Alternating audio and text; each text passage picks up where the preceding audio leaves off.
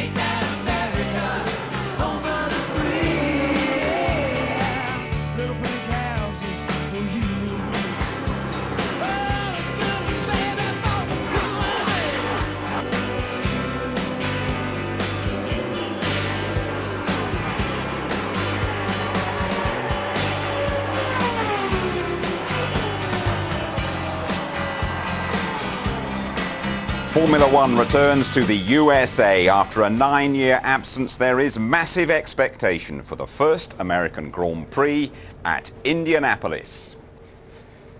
And hello there, welcome to our coverage of the qualifying hour. They call this place the racing capital of the world, and it's very hard to disagree. They have spent an absolute fortune to bring the race here, and the intention is for Indianapolis to become the permanent American home of Formula One. Now then, Tony Jardine. Indy on show this weekend. Well, I mean, they're great at razzmatazz, aren't they? They've been at it for 91 years. And we're going to have the full pom-poms, cheerleaders, marching bands a lot. But this is their coliseum. This is their theatre of motorsport in the round, if you like. But it's amazing. The local paper said that a new breed is descending on Indianapolis. They said instead of the baseball-hatted, beer-swilling, cut-off jean variety, they said, them strange Europeans in dark suits sipping champagne. Well, I haven't seen any of it yet. It's so warm, and there's 25 degrees and 77 degrees humidity. Well, last time out we saw the gentle side of Michael Schumacher breaking down in that press conference after winning the last European Grand Prix of the season. That victory, though, totally overshadowed by the death of track marshal Paolo Ghislimberti. I'm not sure if you're aware, but this is your 41st victory, which puts you in equal second all time with Ayrton Senna. Do those records mean a lot to you? Yes, it does mean a lot to me. Sorry. Michael Schumacher's emotional victory last time out in Monza put fresh life into the World Championship and virtually guaranteed that the title will go down to the last race. Schumacher's tears were brought on by a mixture of the crowd's enthusiasm and his own memories of Ayrton Senna, whose tally he had equalled. Possibly there was also some relief that Ferrari had finally made the most of the development parts, which had not worked for them at Spa. The way Ferrari won in Monza has given them confidence. It for sure helps the motivation and it gives an extra push. Yeah, you can't deny that. At the end of the day, whether this weekend it will really make us faster, I don't really think so. Schumacher believes that the cars are now so close that the title will come down to who gets the setup right at each of the remaining circuits. Our cars are very close in competition and you have to maximize your opportunities, and you have seen a couple of times this year we couldn't achieve this and other times we did, and the other way around for McLaren, and whoever gets it right, he will be leading the race. Tuning a car into this new circuit presents a fresh challenge, but the signs are that this track is easier than expected to master. It's sure to be a close fight for pole today. 3 to go then. Michael Schumacher still second favourite to win the Drivers' Championship. Hakkinen is odds-on. Coulthard has gone very well so far. Barrichello hasn't scored for a couple of races, and it is 3 months since Fisichella's last point. And in the constructors, there's a 4-point gap between the heavyweights, McLaren and Ferrari. Williams, well, they're finishing the season with a real flourish. Benetton looks set for 4th ahead of Jordan and BAR. Now then, Tony, what do you expect to happen on the back of the pile-up at Monza? Well, I don't expect a massive amount to happen, but as we said, it's the chicanes that are causing it. Monza, the nature of the circuit, you can't help it. They bunch up because from very high speed to very low speed. What we can see, I think, differing views. Bernie Eccleston says he wants to see chicanes go. He says they're silly, they're unnecessary. Max Mosley says drivers have got to avoid accidents by going through the chicanes very carefully. What I can see is changes to the gravel traps, that we will have abrasive tarmac instead. There'll be double tethers on the wheels next year at the back as well. And maybe they will reduce some of the severe corners now, here's as well. De La Rosa. What about all the tyres flying around here? That shouldn't happen, should it? No, but this is the point, Jim. And you can see DLR, look at him rolling through the air there, the Spaniard, Pedro. Amazing. It shouldn't happen, but it's huge energy sent out through the wheels as they detach themselves. So with double tethers, that should help. What we have to say is 5 big accidents there to those cars, and they all survived without a scratch. That shows how far we've come. That's amazingly safe. Poor Gislimberti was in the wrong place as well, they've said, and it was very unfortunate and very sad. But, you know, generally it is much safer in Formula One than it's ever been. Okay, Tony, thank you very much. Well, let's take a look at the Indianapolis Motor Speedway, founded back in 1909. You know, there is seating for over 300,000 people here. Your Indy guides are Louise Goodman, and first of all, it's James Allen. Perhaps the single most impressive thing about the Indianapolis Motor Speedway are the grandstands. There's over 1.5 miles of unbroken stands around this track, and when they use the full oval for the Indy 500, that means 320,000 seated spectators. Now, the Formula One track doesn't use the full oval, but nevertheless, 200,000 people will be sitting where I'm sitting now. The Indianapolis circuit has been owned by the George family for the past 50 years, and Tony George, the current head, has just spent $50 million upgrading the facilities for Formula One. Now, part of that money has been spent on the new pit facility that you can see behind me. There are new garages for the teams, hospitality suites up above for the sponsors, and right down at the far end, that new tower, the Pagoda as it's known, where the media will work. Well, this is America, where big is beautiful, and that extends to pit lanes as well. This one's about half as wide again as Silverstone, and probably 3 or 4 times the width of the Monaco pit lane. Now, it's interesting to look at this area here, because this is where the Indy pit crews operate, and they hang out here and they go diving over the wall to do the fuel stops and the tyre changes. Now, the organisers didn't want to disrupt the arrangements for the Indy 500 just for the Formula One, but it's presented the Formula One teams with a bit of a problem. Yeah, one of the biggest problems will be when it comes to signalling to the drivers during the race. Now, normally if I was stood here, I would be stood on the racetrack, but here at Indianapolis there's this second bit of no man's land separating the engineers from what is effectively a second pit wall. This is where the pit signallers will be operating this weekend, hanging their boards out over this rather low piece of Armco. Now, don't be surprised to see quite a few of the teams sending their signallers back further down this pit straight to get them away from that high-speed last turn. Rather them than me. No visit to Indianapolis would be complete without coming to see the Yard of Bricks. This place is known as the Brick Yard because this was the original surface of the whole 2.5 mile oval. 2 things to say about this. Number 1, these bricks have a lot less grip than the asphalt, so it's actually going to be a disadvantage for the pole sitter. And number 2, the competitors traditionally at Indianapolis kiss the bricks before the start of the race. Can you really imagine Michael Schumacher doing this? The new gentle Michael Schumacher, you never know. Well, all season there's been a glint in the driver's eyes, the prospect of driving an F1 car around the famous Indy banking. They're going to be hitting speeds over 220 miles an hour down that long straight. The infield is tight and a little bit tricky. Jack, though, a champion in 1995. First impressions from Jacques Villeneuve now as he talks to Martin Brundle. Jack, you're used to going down here at 240 miles an hour and not lifting the throttle into turn 1. I bet you £100 you never thought you'd be going over these start line bricks, but going that way instead. No, I never thought we'd be going the other way around, and I'll have to remember not to turn left but right. But I didn't remember it being so impressive, though. We used to be flat around the whole lap, but when you look at it, you wonder how you were doing that. Yeah. So it's exciting to be back. So now you're going to be hurtling down here. I mean, what are you expecting for the top speeds down there towards turn 1? Oh, that's going to be very fast. It's quite a long straight line. We should be in the 350s, I guess, 350k. Yeah. I've got a feeling. It depends how much wing you've got to run to get around the rest of the racetrack, I guess. Yeah, but it looks like we're probably going to run a very low, quite a low downforce. Should be exciting. Yeah. Let's take a look at that turn 1. I mean, it's an enormous distance down the straight. It's only a just over 2.5 mile circuit, but the first straight is incredible. And then you've got this very wide entry into quite a tight corner. Yeah, the speeds are going to be high. We're going to run low downforce on a long straight line, heavy braking. But the thing is, the entrance being so wide, we're going to carry the brakes very late into the corner, and that can make it quite exciting.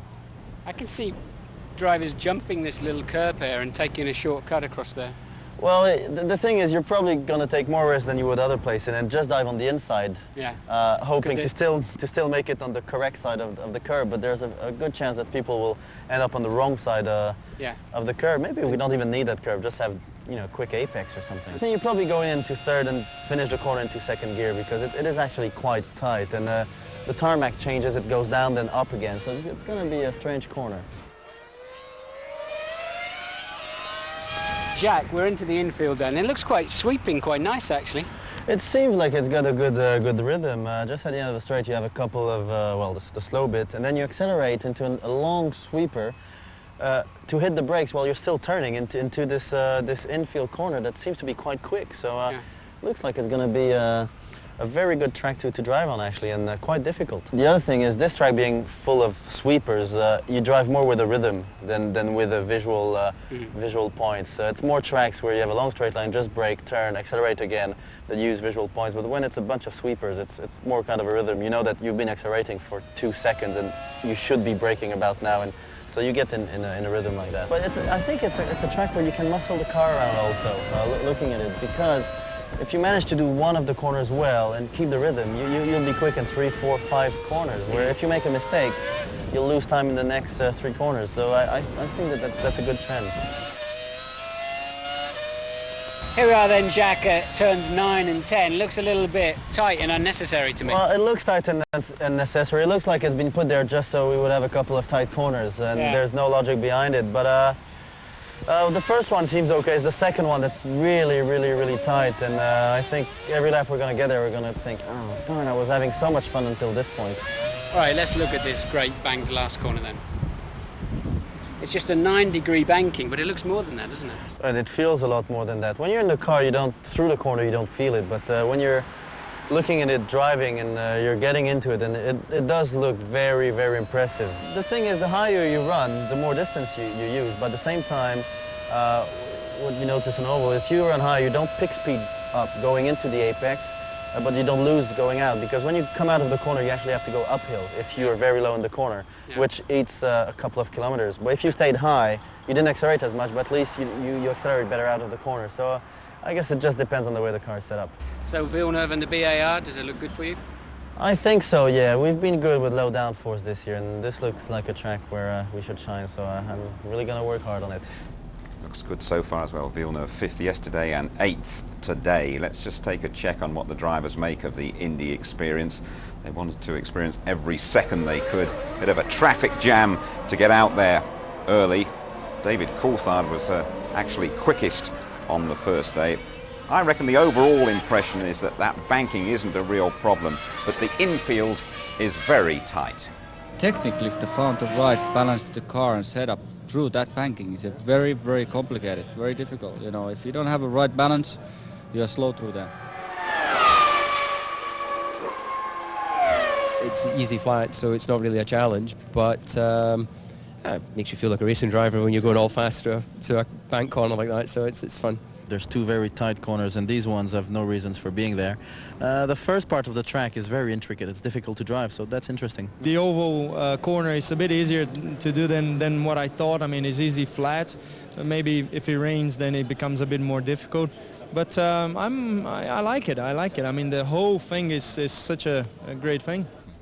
There's smiles on a lot of drivers' faces around here, Tony. What are your first impressions of the new circuit at Indianapolis? Well, a fabulous facility and a fabulous job done to use part of the existing track and then this new infield. Very, very smooth. I was actually quite lucky because I sneaked into the safety car with Deniz and Zonta, and went around, sat in the back and listened to their comments firsthand. And they kept taking the car over the curbs, which are quite serrated. But they don't think the banking, as you said, is a big, big problem. They're worried about tyres. They say if the rain comes, then the banking will be a problem. It will be a big bend. So, and it's concrete wall down there. First one to eat the concrete, for the record, was Johnny Herbert, who smashed into it yesterday afternoon. Yeah, it's worth just emphasising, I think, how important it is for Formula One to get this weekend right. There's no question. I spoke to David Coulthard in Monza. I said, I hope everyone's going to make a big effort, because to have a genuine world championship, you've got to have a big footprint in the United States of America. And now with this permanent home, it should happen. But it's a big education process with the American public. And that means communication. It means making an effort, talking to the press. And, the Formula One boys don't always like doing that. They all start from almost a level playing field here, don't they? And Jenson Button seems to have profited from that. Yeah, he does. Even though he's out in the cold now, incidentally, he's not getting all the technical information or doing all the testing because he's off to Benetton out on loan. But he's been quick out of the blocks early, as he did at Spa, and this is very, very impressive from Button as well. And he's had a second place, a couple of fourth places, and he's doing a great job again. Okay, let's have a brief word with Jenson Button himself, shall we? Here he is chatting down there in the pits to Louise Goodman. Jenson, everyone's been talking about the problems of learning a new track, but it's business as usual for you, isn't it? Has that given you an advantage? I think so. It doesn't seem to be looking bad at the moment. But as you said, I've had a lot of practice with learning circuits this year. How are you finding this place? It's good. Excellent. The circuit's pretty good. A lot of the corners are very difficult because they're off-cambered on the exits. It means you get a lot of wheel spin, but seems to be working well, the car here, so we'll see what happens in qualifying. But I'm pretty happy. Are you optimistic for qualifying? Yeah. The smile says it all. It does indeed. We'll see. We'll see what happens. Good luck. Thanks. His dad, John Button, did a bit of a Hitchcock there, didn't he? Walked through the back of the shot, didn't he? A brief final word from you about the qualifying session. Well, I think it's going to be really, really close because it's so wide in so many places, and you've got a great flow in the first part of the infield. I don't think there'll be that many excuses about I was balked, and I think there's going to be minuscule amounts between the top guys. Thanks very much indeed, Tony. Well, despite their poor showings on the track, Jaguar have continued to beat the promotional drum. David Coulthard has done his bit as well, driving a yellow cab round the streets of New York. Different teams, but the same message. F1 is back in the USA. Qualifying comes next.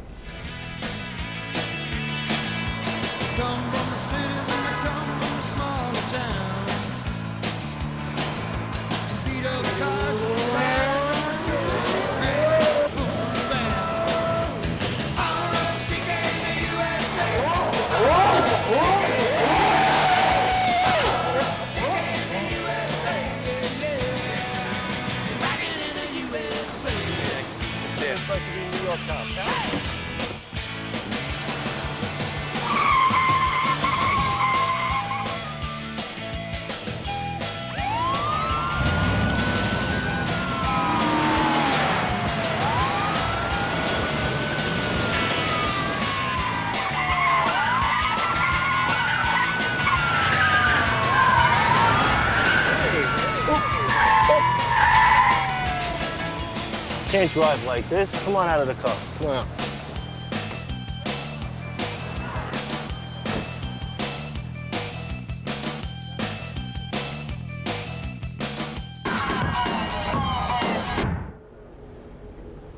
You are back with us at the Brickyard, the Indianapolis Motor Speedway. Rain is threatened for the qualifying session for the American Grand Prix. Here is Martin Brundle and Murray. Have a nice day, Murray. It's going to be a great day, Jim. I have to keep pinching myself to realise that we're in America, and not only in America, but at Indianapolis.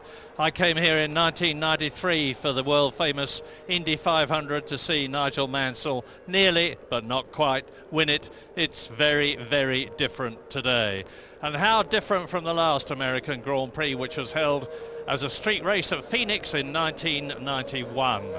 This is really the big one, and David Coulthard is lining up there ready to come out on the track in the McLaren, and I'm expecting it to be, as you said yourself, enormously close. This morning in the final practice session, only 9/10 of a second covered the first 9 men, with Michael Schumacher and Rubens Barrichello fastest in the 2 Ferraris. David Coulthard was third, Mika Häkkinen down in 4th place, and Jenson Button, as he was in Belgium, a quite sensational man. He was 4th fastest this morning. Your expectations, Martin? Well, they're at the end of the pit lane very, very early. I mean, Coulthard's going to be the best part of a minute and a quarter, so they've got to be careful the cars don't overheat, but they clearly want to get onto the racetrack and get a banker lap in because the sky is looking dark. And look at Hakkinen creeping up the inside there to give himself pole position to get out onto the racetrack first. A little bit naughty, but I can't imagine that breaks any regulations, and a very, very crafty move there from Mika Hakkinen to get track position so he knows he won't have any traffic in front of him. And I'm really expecting all 22 cars to take to the track immediately. Big crowd here for the qualifying. Not as big as we're going to see tomorrow, but thankfully they're not going to be scratching their heads, the American crowd, wondering why on earth the track is open, but for 20 minutes nothing was happening. It's not going to be that way today. Already plenty of action on the racetrack. Yeah, Mika Hakkinen needs to get out early. I don't think he was at all happy this morning. He was nearly 0.6 of a second off the pace this morning, just 5th fastest, and he wants to improve on that and get right up on the front row of the grid for tomorrow's American Grand Prix. You see the golf course at Indianapolis on the left of them as they go down towards turn 8, and this is the twisty section coming up. That's about the only thing that's been mildly criticised by some of the drivers. Turns 9 and 10, the hairpin, and then out of it onto the banking, the world-famous banking, which they hit at about 155 miles an hour and then build up to nearly 220. Yes, the knock-on effect of those tight corners, unfortunately, has spoiled the fast corners. Let me explain. They're having to run so much downforce, so much wing angle to give them grip on the infield that it's made this, the last corner, turn 13 you're looking at now, such an easy corner for the Grand Prix drivers. The American people can't understand it. The drivers saying the banking is easy. Well, Indy cars are doing another 100 kilometers per hour, 60 miles an hour on the way through there with a little T-tray of a rear wing for downforce. And look at the barn door on the back of that McLaren, and still Hakkinen was fighting to get the car into turn 4. A bit of a scruffy first sector then for Mika Hakkinen, but he's got clear track ahead of him.